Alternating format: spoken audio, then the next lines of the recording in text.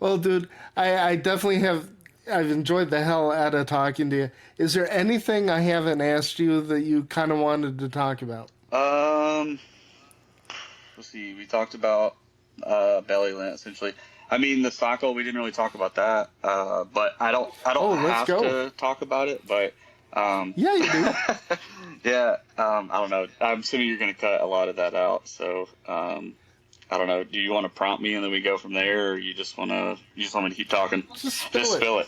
Spill it. Yeah. So with the cycle, I wrote the lyrics for that like the first time that I got COVID, and this was like pre-vaccine, so I was like, damn, am I gonna die?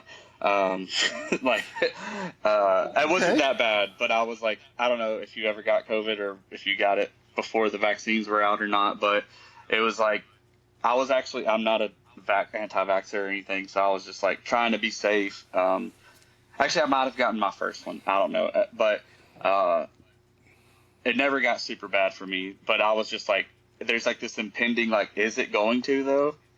Because you were like hearing stories of like, well, such and such was like okay, and then it got bad, and then it got better, and then it got way worse. And so it was like every day I'm like, all right, I feel good, and then like for me the first day was the worst day, and then it got better. But I was like, all right, I'm feeling better. Like, is it going to get worse? Anyways, so there's like that going on in my mind, and I'm like stuck in my room, and I'm just like, I don't know. I guess you just start thinking about shit, and so then I just wrote like what was essentially a poem that was the cycle.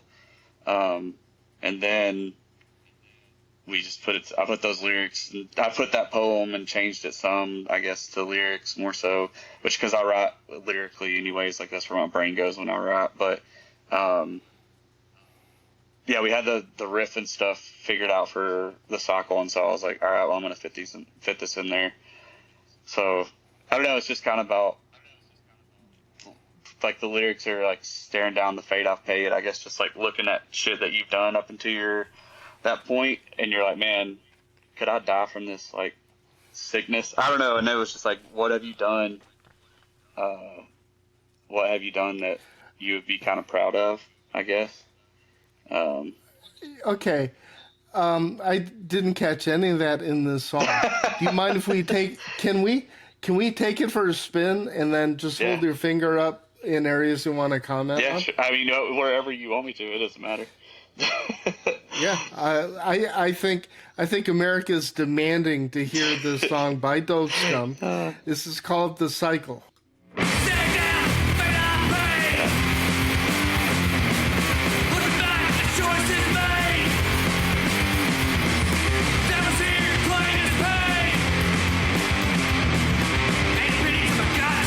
Yeah, so like it's just like me. I don't know lyrically, because I feel like what everybody catches is the next drop. That drop is what I mean. It's fun. It's fun as Right. fuck to play. It's like fun, and it's just like ooh. Well, like I don't know, man. I'm really proud of the lyrics on the cycle, and I feel like nobody is talking about it. Like, Well, we're um, gonna we're gonna dial it right up. so that whole thing is just like staring down the fate I've paved, looking back at choices made. The devil's here to claim his pay, but ain't a penny to my goddamn name. Is like I don't know. You're just like, have I done what I'm meant to do? Like I don't know. It's just kind of like, am I doing what I'm supposed to do? And then when you're like kind of maybe afraid that you might die, you're like, damn, I gotta change this. And like as far as like the devil's here to claim his pay, like kind of death stuff. And then I'm just like, I don't have anything to my name. Not at the time. It's just like obviously there's like some fiction to this, but it's like, what is that? Like there, I don't know. Like I mean, there's a wealth analogy there, I guess, or a metaphor. But like I don't know, just having something that's yours. I don't know, instead of just getting beat over the head by your employer or something, or like you're just so exhausted from work all the time, you haven't had the opportunity to build something that's yours. I guess. Yeah. Let's keep going.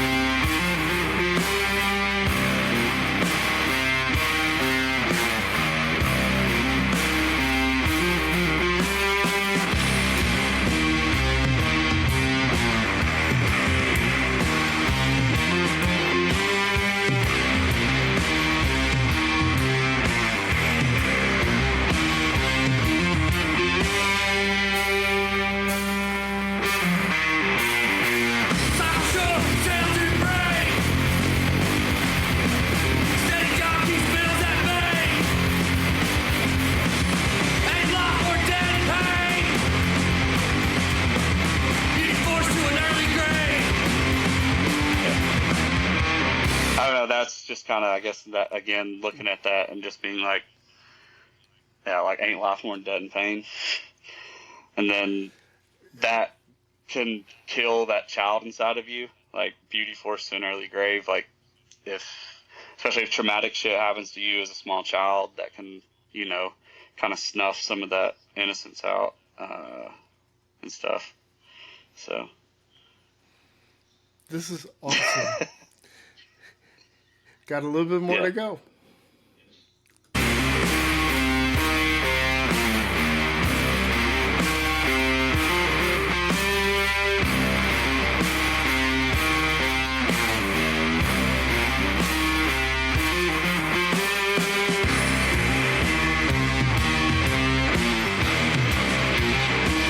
Scott's drumming right now on this part. Like the tom hits are so badass. I remember when we recorded that, I was like, that's just badass. He's not playing the typical, but when you're in a two-piece, you have to do something. Yeah. That the bass part, was that recorded separately? Yeah. Well, everything is tracked.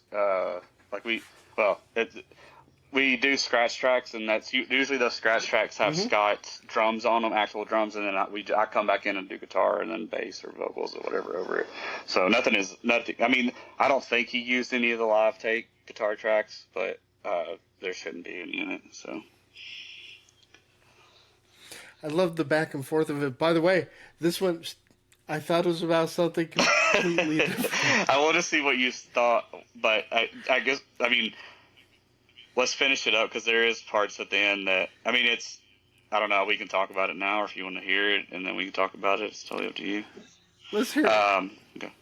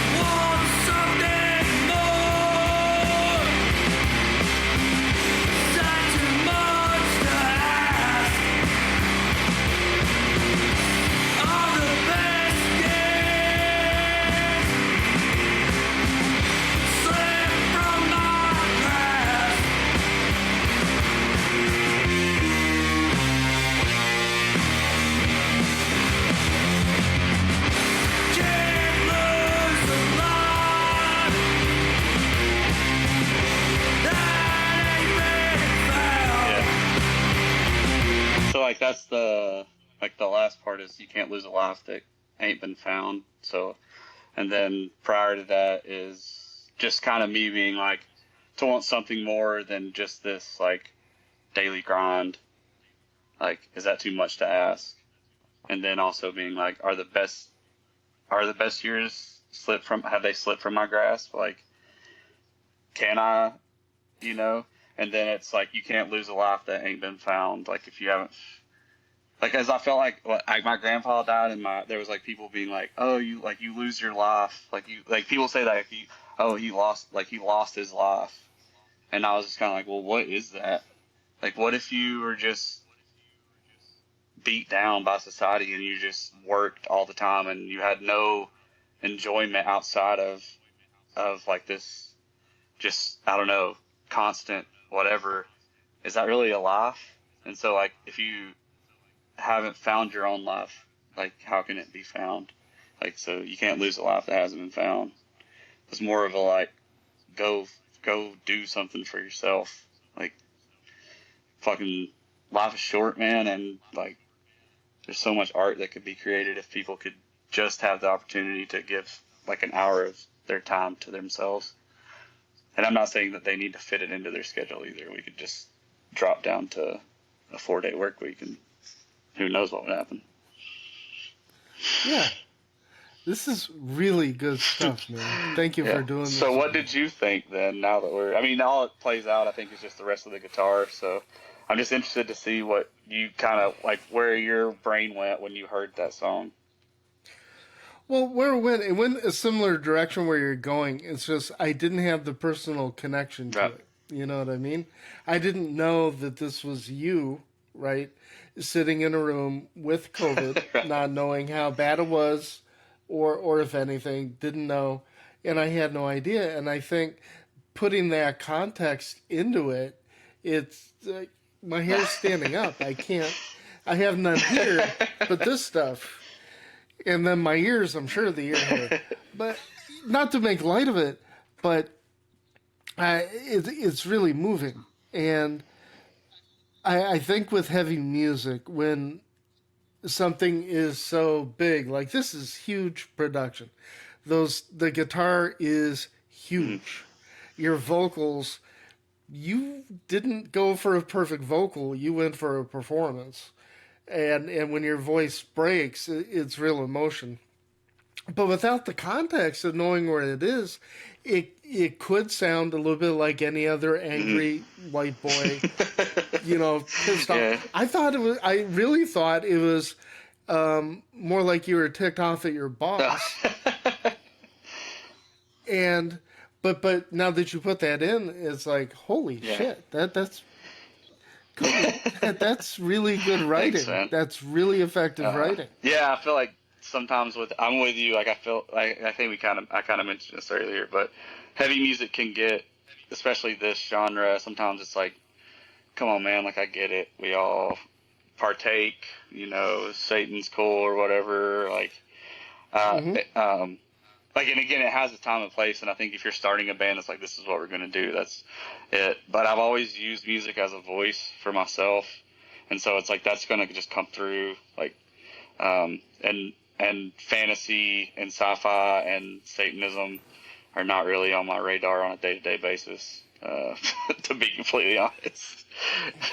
So in that sense, I was right. Yeah. I was picking up a very stark realism in this, but not to be smarmy, but it's so much deeper than and I trust me, I will be listening. When we're done with this, I'm gonna put the. So what else am I missing? What other nuggets are there that you think the casual listener might not be able to pick up on? um, I think sometimes the um, I, I don't know. Like Feast of Snakes, it's more than so. Harry Crews is a Southern author. Like he's a Southern Gothic author. Hmm. I don't know if you're familiar with him at all or not, but I've heard the name. like, so that's a little bit deeper than just like, oh, Feast of Snakes, oh, cool, sounds like stoner metal band name or something. But also like the aspect of like the serpent and the Bible, and then also serpent handling. Like that's why that the verse that I read is like that. I don't know if you know this, but that's like the verse that snake handling churches use to justify like handling snakes and speaking in tongues. Like if you're a true believer of God, then you can get bit by a snake and it won't kill you. And true believers are able to speak in tongues, which is like God's message flowing through people. I don't know if you're familiar with Hmm. any of that at all, but um, Moderately. so yeah, like I think it's like some of that too, like this like jab at I don't know that too. I don't know. It's kind of like there's different layers Are to you it for me. ta- So are you taking a jab at it, or are you also trying to respect it and share it? both. Like I think it's a little bit of both. I think it's cool, like it's culture, and that's totally fine if they're doing that and they ain't hurting anybody. Like you know, don't be a bigot and don't be transphobic or homophobic. Like and then we're good. You can handle snakes and chant in tongues all you want to. I don't care. Just don't hurt anybody else doing it.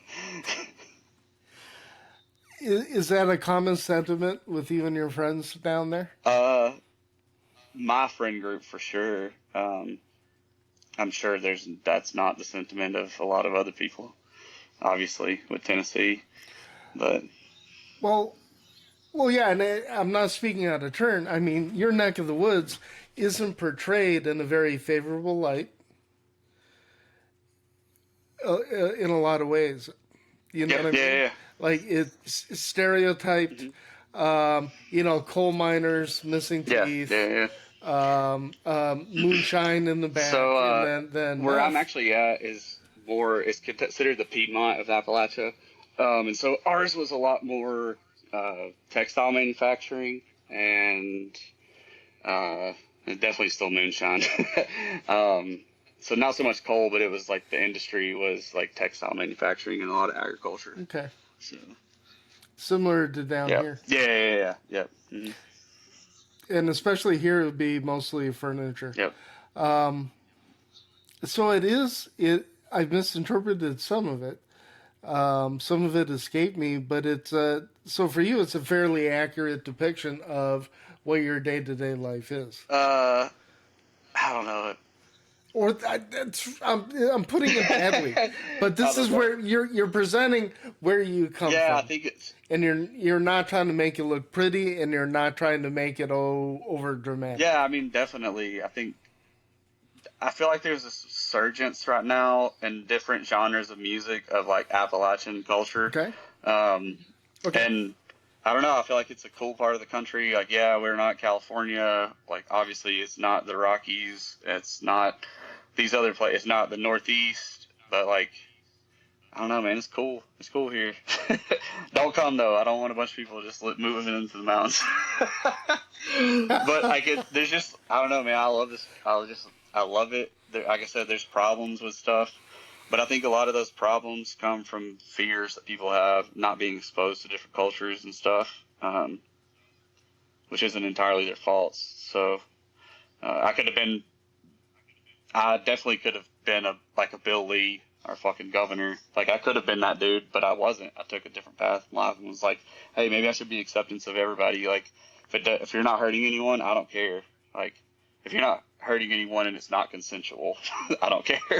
Like so, really well put. yeah, it's a strange concept when people Well, talk about freedom and then it's not freedom and I don't know, like if that's a value that if that freedom is a value that you are like, I like believe in freedom, then that means other people are free to do whatever they want to without hindering you and hurting you.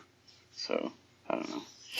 I can't remember. It's when I was a kid, and it might have been like a Bob Guccione. He was a publisher for I think Penthouse. It might have been the Hustler guy, but I have a right to be offended. And what that means is I have the right to have material around me that I'm offended with, that I choose not to listen to, and that can make me a little bit angry. But I have a right to live in a culture that frankly offends me a little Yeah. bit. Does that Oh make yeah, sense? yeah. Well, yeah. So this whole idea of this is a free country, but you know that kind of means that we have to put up with a lot of shit we don't Yeah. want to. And I understand the trans thing makes people uncomfortable, but BFD, big Yeah, fucking like deal. I don't know, it's just a strange thing to me. That like, especially the people that talk. I mean, I know that we're talking about it right now. I think it's a conversation that should be had, especially about the South. And like, I have trans friends, and I saw this meme the other day that was like, if you don't recognize my trans friends, I'm gonna recognize as a fucking problem. So, yeah, like I don't know. I'm around like trans folks all the time, and it's just like I don't understand why people are just like so caught up. Like I don't talk about it that often with my friends. We just hang out and chill. Right. It's like the people that are really caught up in it are folks that are trying to at least fit into the norm of whatever Right. society is, and it's maybe there's just some like repression that they are just afraid to get out. I think it's the kid in them that is just afraid of being who they are. Like, I think that's the point, and I agree with that. But there are people that profit from keeping us oh apart. yeah, There are people that are making money by, we have the West Coast and the East hmm Coast. You have LA and New York. They're the only ones that matter, and then the middle is forgotten. So people then make the people in the middle hate the Yeah. people. It's like, Yeah. it's crazy. So the media manipulation, I mean, Trump changed things for me in a lot of ways. And yeah, I love the fact that we get to get a little political here. So I'm very grateful to you.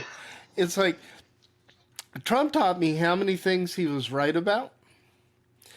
And after he was elected, I got to look at MSNBC and CNN and realize they're doing the same bullshit that I'm accusing Fox News of doing.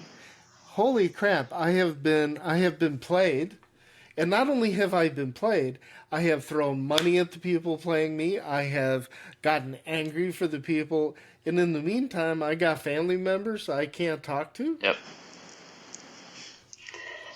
So my early blogs were pretty kind of political, and I made the decision when things started taking off for the site. That's it, no more Yeah. politics. Because I just don't feel like playing into their game, and you're like hitting me over the head.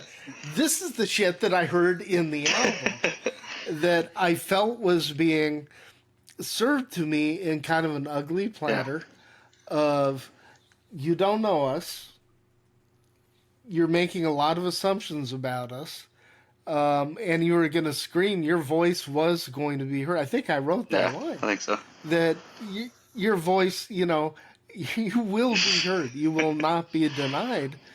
And I'm blown away at how much power and weight that you're willing to share with me on this. It means a lot. I mean, I think I think people need to talk about stuff, man. Like, I don't know. I sometimes I'm like, am I naive in thinking of like talking about problems, or just being a very open person? But then I'm like, you know what? I don't know. Like, maybe somebody will watch this and it'll change their whole life, and maybe maybe later I'm gonna be like, man, did I say something stupid? I know I'm gonna say that. I know I'm gonna think that, and then, but you know what? Maybe the thing that I thought I said was stupid, like, changes somebody's opinion on something, or I don't know, like, makes them a better person. Because like, we're all flawed. Nobody's perfect. If you think you're perfect, then you're full of shit. Yeah, So we're all essentially yeah. fucked. And So I think our genre of music, more than others, kind of embraces that. Although we do tend, I don't want to put words in other bands' mouths, but you're not the only one that is concerned about these things. And I think Weedeater, in their own very weird way, kind of presents a similar vibe. I think so. I mean, that's definitely like them, Buzz Oven, like those North Carolina bands. Oh yeah, Like, yeah, yeah, it's there, 100%. I don't know if a lot of people pick up on it. You know, I think if you grew up in it, you can tell. But like, I don't know. I think for some of that, for me, is just when I started appreciating the South, but also having this love for like 80s hardcore, like loving Black Flag and loving Rancid and loving, I know Rancid is an 80s band, but Rancid was a crucial trajectory point for me. And like loving that music, and then also like loving Hank Williams and Johnny Cash, like coming to appreciate the stuff that I grew up on instead of rebelling against it, and then being like, holy shit, I can weld these two together and talk about where I'm from with songs that are like Johnny Cash songs. I mean, I'm not as good as writing as Johnny Cash is, but, and then also have these Black Flag guitar riffs underneath it. I don't know, like that's kind of where my brain brought all this that's together. a great way to put it. And then, if you dig down into the politics of Johnny Cash, I think a lot of people would be quite surprised if they knew his opinion about Vietnam War, about the war on drugs, about Nixon. Especially later on, especially later on. I just watched that documentary about him. Was it something? It's on Netflix. It's like about when he played at the White House or whatever. And like kind of what you're saying, the things that led up to him, like he was getting involved with AIM, and he was getting involved with like you said, soldiers in Vietnam, and kind of realizing like, man, what are we doing over here? Like, all you're doing is sending young American men to die for what? and and stuff. I didn't realize he was involved I with don't think AIM. he was. I don't think it was AIM in particular, but he was definitely involved in indigenous movement stuff, like and some of that. It's funny you mentioned that. I went on a little binge and I bought. Have you ever heard of the movies Billy Mm-mm. Jack? um, I'll send you the info. So Billy Jack is about a half white, half Indian Green Mm. Beret who kicks the locals' ass. It's like every Steven Seagal movie stole from Billy Gotcha. Jack. If you watch Billy Jack, came out in like 70, 71, 72, and it is mind blowing how many movies and how many TV shows have stolen from Billy Jack. So I'll send you the information. If you go onto YouTube, because and Laughlin was a hop keto Gotcha. practitioner, but he was off the rails liberal. He went so far off the rails with a lot of his conspiracy theories, and it's too bad. But Billy Jack was the single most successful independent movie in the history of Oh, really? film. And when you look into Tom Laughlin's career, he invented independent film. He rented the movie theaters that got his. See, he didn't have a distributor; he had to distribute himself. I really think I will have to. you'd I'll have dig to. him. Plus, plus, there's this whole idea that people who believe in social justice are weak pansies who don't want, and that's what's so kick ass Yeah. about Billy Jack. uh, yeah.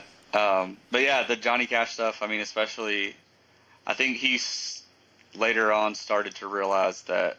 And I think he even would say this that he loved America and its people, not so much the institution. Like he started being like distancing himself from the actual, like the patriotism that is like where you cross the government entity into like the rest of like whatever you appreciate about America, like your family and God, if Mm-hmm. it's that, and the beauty of where you're from, Mm-hmm.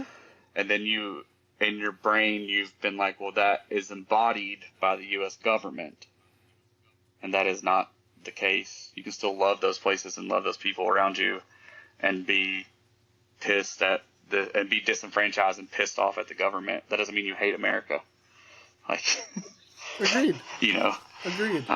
So Dude, mind blowing. End of the conversation. I'm so glad I asked.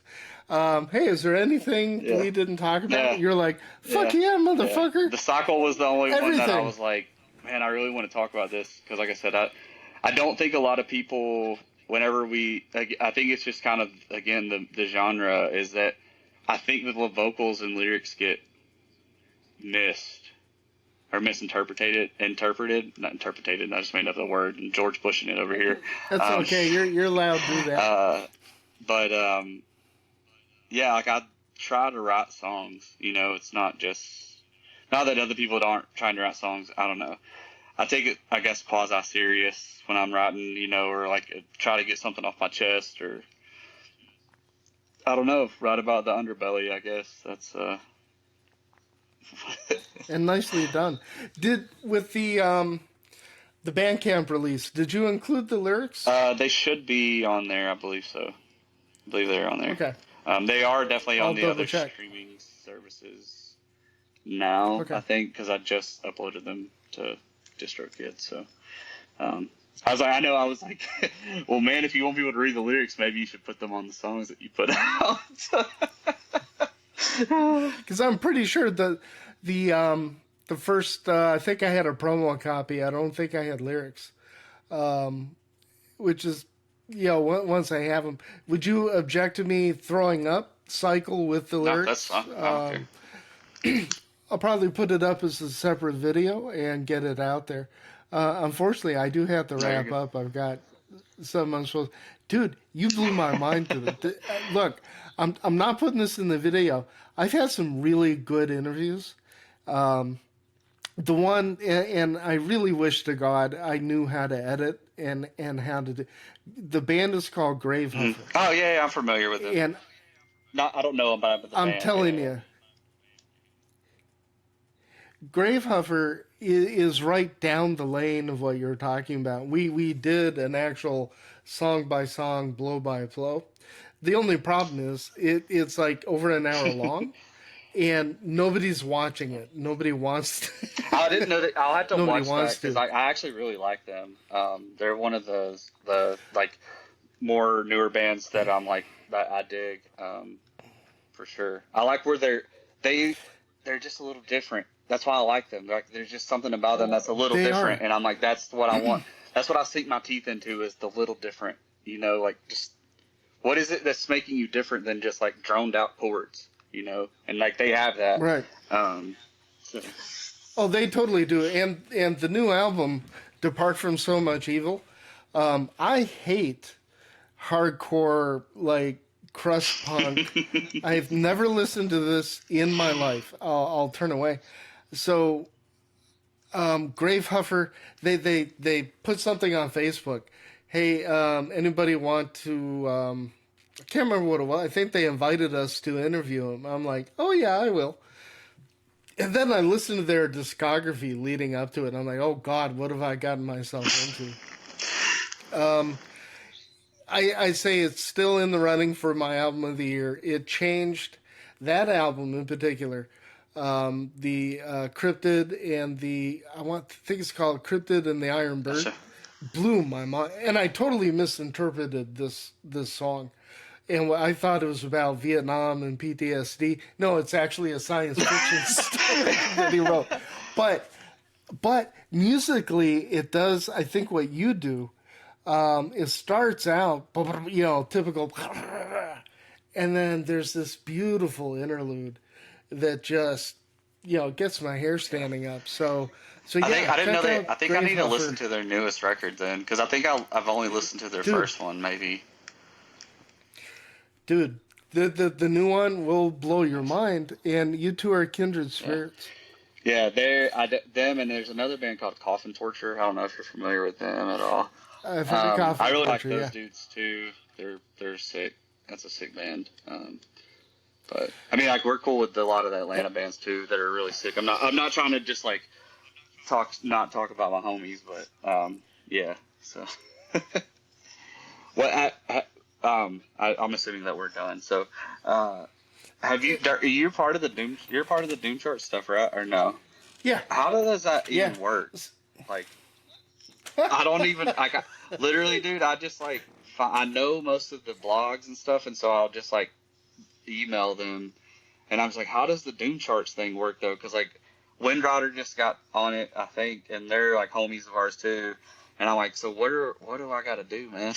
like, uh, So you kind of did it. It's just you caught me. I'm brand new to the Doom charts, so I never expected to be a part of it. You did everything right. That I think the trick with Doom charts is to when you have a release, get it to them like in the middle of the yeah, month, like somewhere between the 7th and the gotcha. 15th, and then you give a bunch of codes, Yeah, right? the So band you goes, get the yeah, Bandcamp codes, and then but it's hard, and yeah, I don't know. I might do it. I'm gonna cut. I'm using the yeah. whole interview, by the way. I've already pictured it. I'll have this part here, and then our main interview. But the Doom charts, it's weird. We get close to, I'd say, I'm not kidding, 100 to 200 Yeah, emails every yeah, freaking week. yeah, Every week. So every day I've got 20 to 30. I haven't looked at them in yeah, 3 weeks because I have to go back my so you did everything yeah, correct. You reached out, you got it out, and that's how you yeah. do it with us. And as long as I'm in the Doom charts, man, if you sneeze, I will make Well, I sure. appreciate it, If and it's you, really cool to I find like, I'm cause like to me you're a stranger, and for you to be so hopped on my music, like that means a lot. Cause like there's a lot of days, oh man, where it's just like, what are you doing, bro? Like, are you doing this? Like, I don't know. You just self doubt and shit. I guess starts hitting in, and um, I'm always interested, especially guys that like folks that listen to the music, because like a lot of my friends, like they listen to it, but they're just like, oh, you're Dope Scum, like you guys, you know. I'm always interested, especially strangers that are like, oh, you sound like this, or this is what it reminds me of. It's interesting. So I'll be writing up another post. I'm not going to just attach this to the other one because I'm blown away. I'm also going to have a transcript of this, and I might, because Riverside transcribes. Oh, nice. So yeah, I'm going to write this up. The way it kind of works is we try to vote. So all of us, there's 60 of us that are active. We can submit up to 25 albums any given month. And then they tab. I think it's a weighted scale. So your number one is going to get more points than your number 25. Right. And then there's two guys, Jupe and Remy, who add everything. I don't know how. And then they get it out. We had 379, I think, reviewed, submitted albums in March. Yeah. So yeah, I guess we'll be part of the. Hopefully, we'll be part of the April one. I hope. Or May. I don't know. I mean, with most of the folks that are writing for that, like Billy from Doomed and Stoned and Steve from Outlaws of the Sun, and stuff like that. Like they have always they were there first release, both those dudes, and so I really appreciate the shit out of both of those blogs for sure. Yeah, those are two of my favorite people right there, especially Steve. He was giving me some fatherly advice when I first got in. And that dude, as soon as you put a song on, he'll tell you every single reference. He's like, wow, this part here reminds me of the second backbeat on the fourth album released by Anvil before they... He's phenomenal, and I try not to do that. He's incredible, and then JJ in the Obelisk is also huge. Yeah, because Steve, I've actually only communicated with him via emails and stuff, so I don't really know. I've never really spoken to him or anything, but like I said, he's reviewed everything that we've put out, and for someone who doesn't know who the hell I am, I really appreciate that. I'll let him know that. I'll let him know it. And I'll be putting up, and I'll put this, it's probably going to take me a week at least. That's fun. So, brand new camera. You look good. You look good software. From over here. It looks great. So, brand new software. So Adobe crashed on me every 5 minutes, and I was using Premiere and Rush, and finally I said fuck it. So I got DaVinci Resolve. So I did a interview with a band, small like yours. But they're from my hometown. I didn't know they were from my hometown in Ohio. And it was cool. But it took me 6 hours to... Yeah. How do I do this? That learning curve is hell. Oh, Jesus. I'm sick of that learning curve. So, anyway, my partner's actually letting me know. I hate that. No, you're good. I feel like I so much fun. Your head off, man. So if we want to do a part 2, you're up for just let me know if you want to do something else. I'm down to get back on and chat. So I try not to be. You know what I kind of like to do is eventually, as I do more of these, is bring some of my favorites in and we review an album or talk about a band together. Yeah, that's fine with me. I'm down to do that. We should pick something random though. We shouldn't stay in the genre. Dude, I can't go too far out of the genre. You know what? That reminds me. My number one video on YouTube, it's at like 1,700 views. Uriah Heep. Yeah. I just did it on a lark, and all of a sudden, boom, and that's where it happened. By the way, that's the price of this. Is you've got to go to my YouTube, like and subscribe. I will. Yeah. I need every member of your family and all your cousins. I need everybody. I have subscribers. Like 3. I have at least 3 YouTube accounts, so you got 3 just right here with me. The Dope Skum one, my personal one, and my work one. I'll follow you on my work one. I don't give a shit. That'd be awesome. Stay in touch, man. Sure. And I've had this is by far the best, most fun I've ever had Awesome. doing Thanks, this. Scott. I'm not just saying Yeah. that. I will Um, I'll actually, when we get off this call, I'll text Husky and tell him. Um, I think he goes by Brian though, so I just call him Husky. yeah, we've been Okay. in So touch on. Yeah, we were writing back and forth on okay, Facebook. cool. And by the way, I was serious. I criticized him. Do not try to make his voice sound normal. What the fuck were What do they you mean? doing on that Oh, I don't know. album? It's like they processed it, they doubled it. I could tell they tuned. I'm like, and then I hear the live stuff, and I'm like, he sounds like a Yeah, rabid his werewolf. vocals are Keep crazy. that. Um, Oh, the guitar oh player, yeah, Jesus Christ, and that bass player, Jesus yeah. Christ. It's a lot of Oh fun my live God. too, just to watch them do the like double guitar stuff. Like, Oh, they're so it's flipping awesome. good. I'm gonna have a hard time with my year-end list. I'm gonna have like 20 bands that are my number Yeah. one. But yeah, I'll Whether tell them if. Well, hopefully y'all set something up. Just let me know if y'all don't set something up. I'll tell Husky to get in touch with you again or whatever. will do. I was a fan before Mm. this. Consider me a Awesome. huge Thanks, fan now. man. That I was appreciate it. you gave me Thanks, gold, man. brother. Anybody else too? If you need help, sorry, I know you're trying to jump off. If you need help with somebody You're else, fine. like I can get you in touch with Stone Man, like Dayglow Morning down in Atlanta, Dead Vibes Ensemble down in Athens, Wind Rider if you want to get them on. So A Wind Rider, probably. They're yeah, they're they're hitting hard. they're one of the few bands that I've seen live that blew me away live the first time I ever saw them. Yeah. Um, they were so good, and they're just good people too. We clicked on like a personal level. What they get it. They get the music out of it, and they also understand me because they're from small rural towns in Appalachia. Um, Chloe and Hambone they're just beautiful people. So I will definitely get you on to talk about yeah, other bands. Count awesome. on Thanks, it. Scott. Sorry, man, I keep pulling you back in. So thank you again. It's fine. I don't want No, to you're go good. either. You're I good. don't want to go. Just keep in touch. Take See you, care. Scott. Thanks. Oh, Yep. totally. Bye.